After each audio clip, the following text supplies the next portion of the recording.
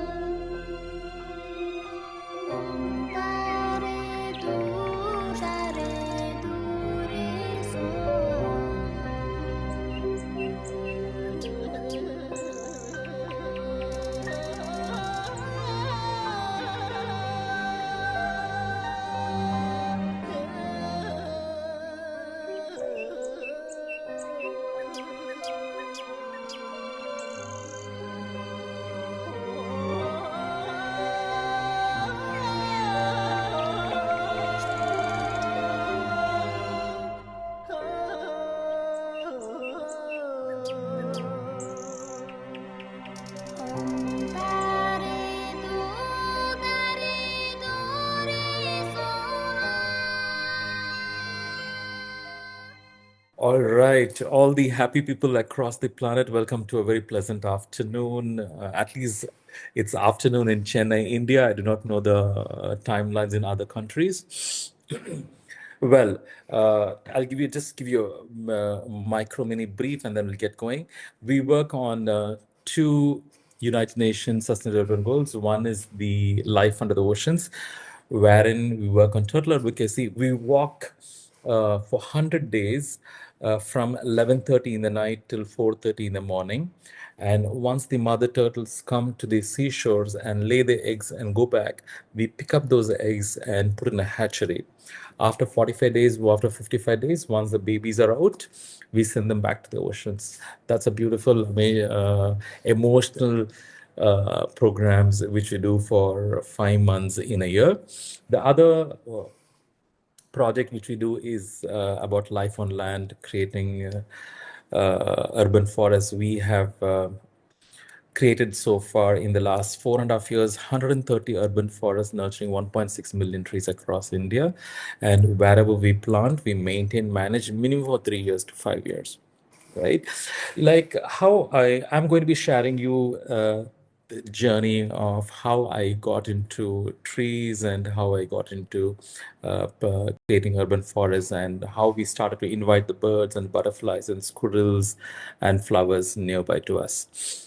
Well, as usual, earlier days I was just planting trees and forgetting it. And there used to be news coverage, there used to be paper coverage. It's like, wow, awesome, wonderful. But then, I have been a volunteer for the Save a Turtle program. I've been walking since almost like 17, 18, 19 years during that turtle season.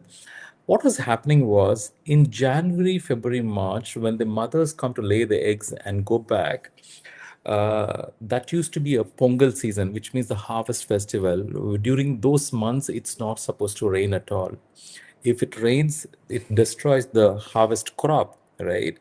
But then during those particular months, it started to rain, which also means that the eggs which the turtles, lay in the sands and go, the water goes inside and all the eggs are destroyed because of the fungi, because of the water. It's supposed to be,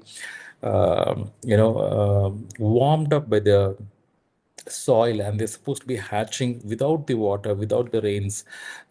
This time of the season, it's not supposed to be raining at all. Only then I realized climate change is for real and something drastic is happening and something crazy mad is happening. And that's when we decided that, what is in my control, instead of blaming and bitching and complaining about governments and organizations, people, what is that which I can do? So that's when the journey of planting trees started. We started in 2018, September, and so far our journey has been continued each day, each month, enriching and becoming stronger than before. To give you a brief about the current situation of India and the green cover around here, the planet has been there for the last 4.6 billion years. To scale it for easier understanding from years and days and months, the planet has been there for the last 46 years. Man has been living only for the last 4 hours. That means 45 years and so many months and so many hours, man was not even existing. So man has been existing only for the 4 hours. The industrial revolution started only 1 minute ago. And in that 1 minute, we have cut off, chopped off, removed off more than 50% of the green cover across the planet, across the world, across the globe. Yeah. Now, India, the green cover is less than 24%. Tamil Nadu is a state where we live. Is the green cover is less than 20%. Chennai, the city where I am, the green cover is less than 14%. So this is the current situation. If you see the Google Earth image, this is the last 15 years image, which shows that in the last 15 years, in front of our own eyes, in front of this last 1 decade, such a dramatic change, differences happened from all the greens. It has become acidic, burnt soil browns. You can see the difference. For India, since I'm in India, for recovering India as per the global standard, I do not know who sets this global standard of 33%. Why can't be 40%? Why can't be 78%? Why can't be 90%? So someone has set 33%. Okay. So if that is the case, that means we have to cover up 12,000 square kilometers, which means 5.5 million acres, which means 240 billion of square feet to be transformed to green. So with that as the base number, we have started this mission called Barren to Green. And we're proud to be associated with this particular project in the sense that tree plantation is the only project which caters to all the 17 sustainable goals in terms of creating sustainable cities or equality in gender equality or food for all, reducing the poverty or enhancing mental health of people, uh, educating them on various aspects of life and deeper meanings. So this is what we have got into mission Barren to Green, wherein for this particular year we are looking at planting 1 million trees until March, April. So having said this, we do 6 kind of different projects. One is creating urban man-made forests to create oxygen detox zones in city spaces where people can come enjoy the social spaces. Second is food forests in schools, so that can children have forgotten where they get the fruits from.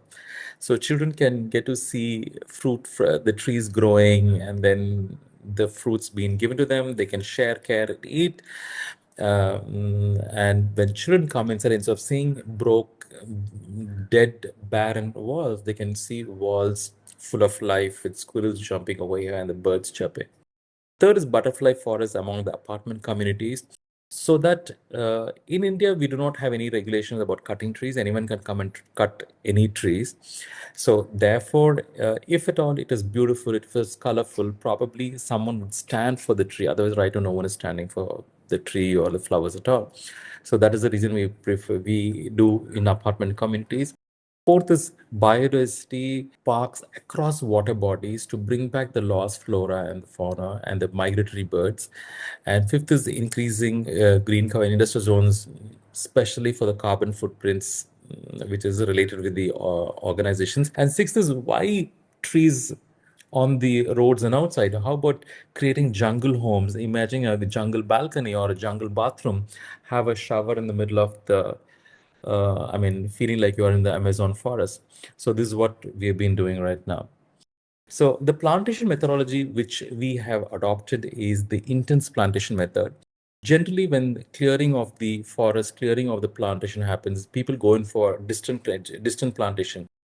So what happens is the bushes, the thick bushes, the density is lost, and therefore small urban birds like the sunbirds and the babblers and the miners and the dongras, which thrive in the dense bush forest vegetation, is lost. So therefore, we go in for this intense plantation methodology.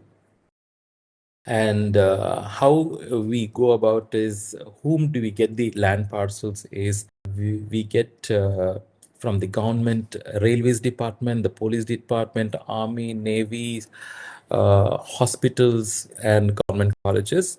And we go in for OSR, which means open space reserved exclusively for green spaces. There are a lot of OSR lands, open space reserved spaces, but then it's been uncad used for debris and landfills, which we are rejuvenating, I mean, uh, giving back life to the land, I would say. So these are some of the, we have 130 transformation images from the Google Earth. Um, it's such a joy, such a delight to see. With just nature is so simple, nature is so easy. Just a little bit of nurturing in the initial couple of months, and it is thriving back. And it's so magical to see different fauna being generated, different biodiversity coming in. It's amazing to see. It's very magical. Each time when we go, it's such a new journey. Last time, a couple of months ago, when we went, we saw a rabbit in an urban forest. It's like, hello, darling.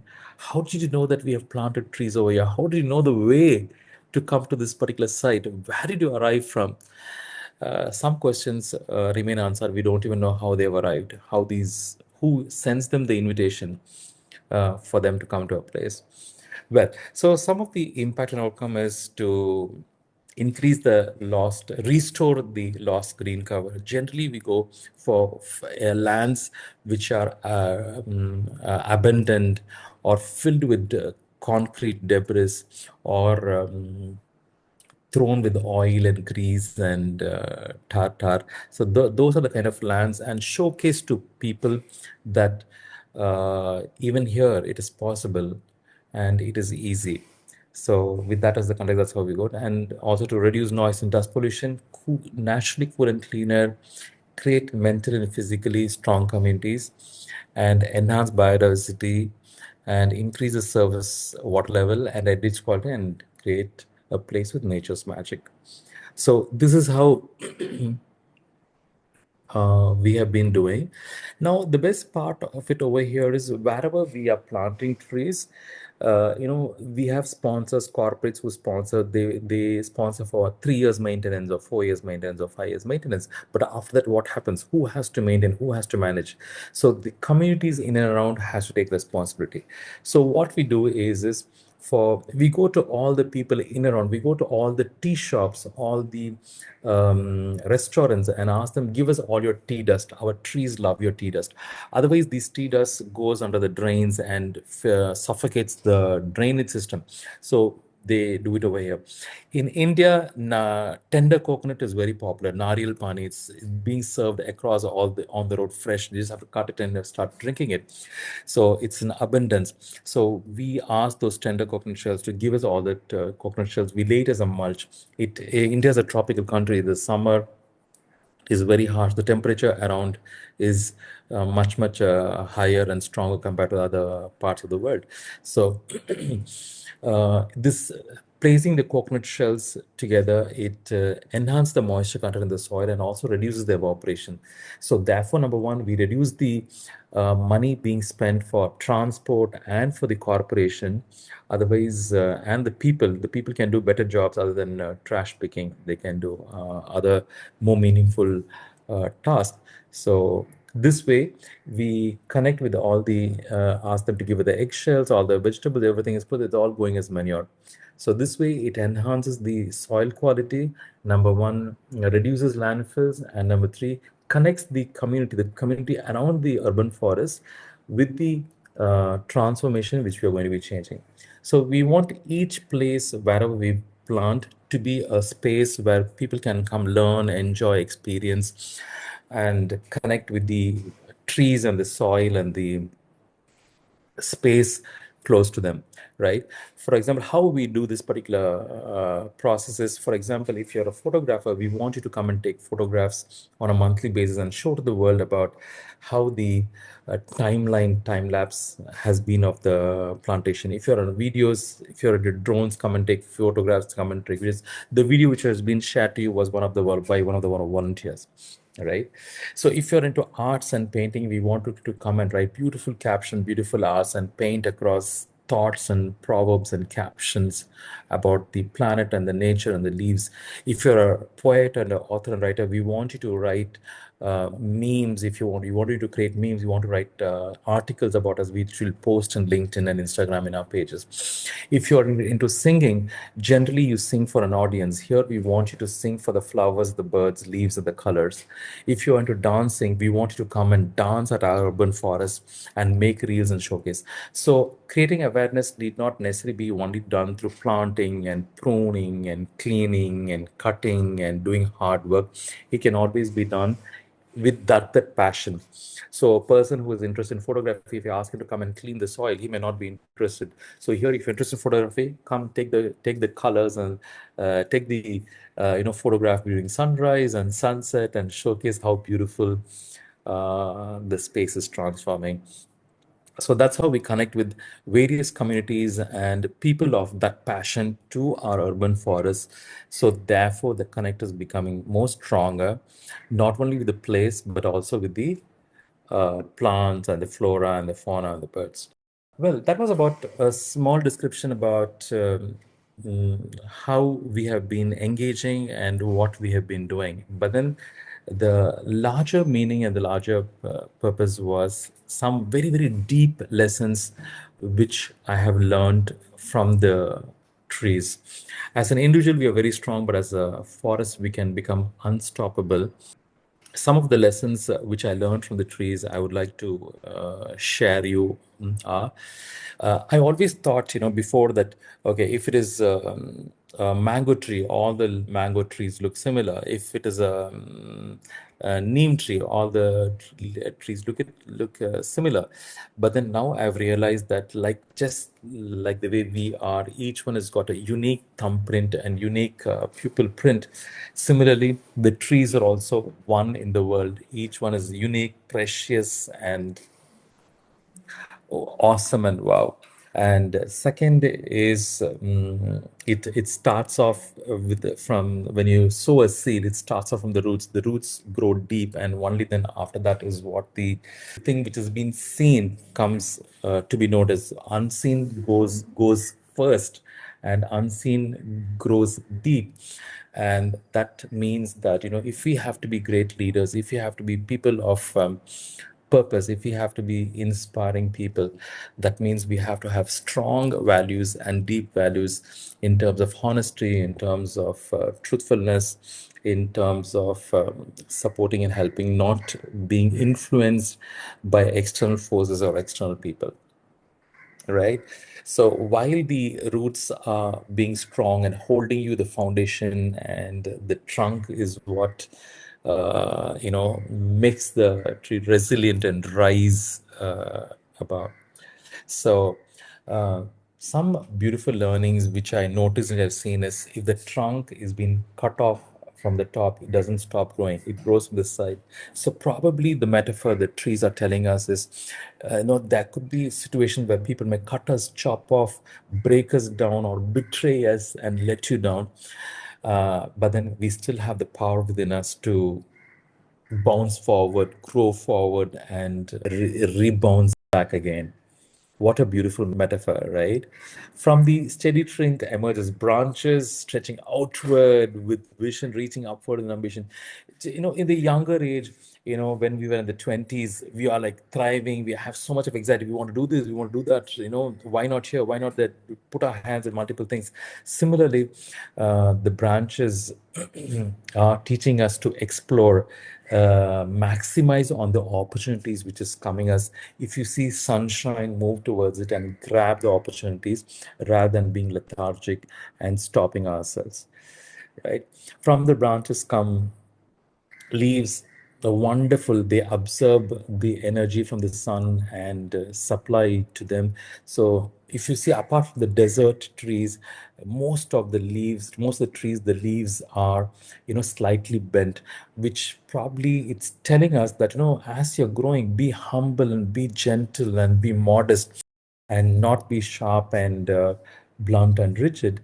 And also, one more beautiful metaphor of the leaves is, after its time, it's falling down. However beautiful the leaves are, however wonderful it looks, it has to fall down. So probably it's also telling us, we hold back to our designations, we hold back to our team members, we hold back to our egos, we hold back to so many things.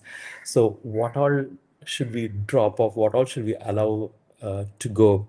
It's one beautiful metaphor from the leaves itself. And in the falling is what they enrich the soil, they enrich the tree, and then allow the tree to become more stronger and more deeper. While the falling marks also the changes, leadership too must embrace different cycles of renewal, challenge, and transformation. Right.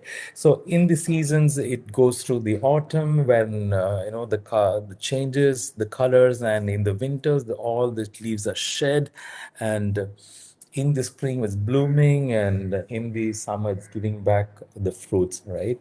So, and one more thing is, as the trees are growing up, if there is a wall at the top, it doesn't stop growing, it flexes and bends and moves forward. So probably, if we are aspirational, if we have to grow big, probably we have to be flexible and adaptable and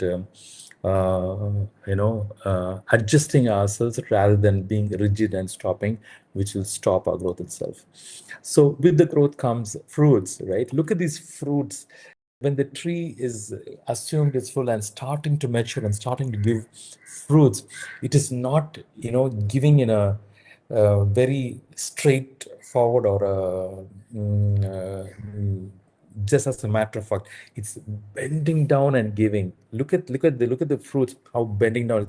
It's bending down with grace and giving, giving with gratitude, respecting the person in the front. If you throw a stone, it gives us fruits. If you stub and place it, it gives the fragrance from the trees. Imagine how strong these qualities of the trees are, and if we could also imbibe these behavior traits within us, right? So, and beyond trees and beyond the fruits, the trees offer shade and shelters. We as leaders, as we once we grow up thriving fast, and once we stabilize, so are we giving the canopy? Are we giving safe havens to people? Are we allowing people to come and sit under us? Are we giving them trust? Are we making them feel good? Are we encouraging them to talk and share their true, deep thoughts which they have in their mind without being any judgmental, being inclusive of whatever be the age, whatever be the financial situations, whatever be the looks and quality and profiles and culture they come from? Are we being included in that? Right? So with from the big tree and the tree, from the fruits, again, it goes back to the seed and the life journey starts again. As a true leader, are we vulnerable and showcasing our vulnerability to other people? That's beauty. People come to us when we show our vulnerability. So as the seed, it's vulnerable in the initial state to break open and, show its delicate situation, right? So every leader is unique, every person is unique, just like the trees. So these are some of the thoughts, some of the metaphors which I learned from the trees. And the biggest and the last is about patience. All the time we are in a hurry. We want to do this, we are changing jobs, we are wanting to do multiple things and not allowing the time to accommodate and understand, taking up too many things and then messing up our mind, getting stressed, right? So the tree reaches its full height on time and it's growing at its own pace. So beautiful, so patiently. Yeah. So, which tree, if I were to ask you, which tree reflects your leadership today? What would you say? So, with this, I leave a small call to action to all the members over here. I invite you to take two things with you. One is the root. What is that one value you will hold strong to, which you'll not get influenced by? Any one value you will not get influenced by, which will be strong by, which you'll be known for. So one branch, which means an idea you will stretch forward. For example, a new responsibility, a new uh, a project you want to get involved, something new you want to learn, AI and machine learning or whatever. So what is that new branch which you want to branch out this year? With this, we will stop, take a break. Thank you so much, team, for listening to me. You've been a wonderful audience.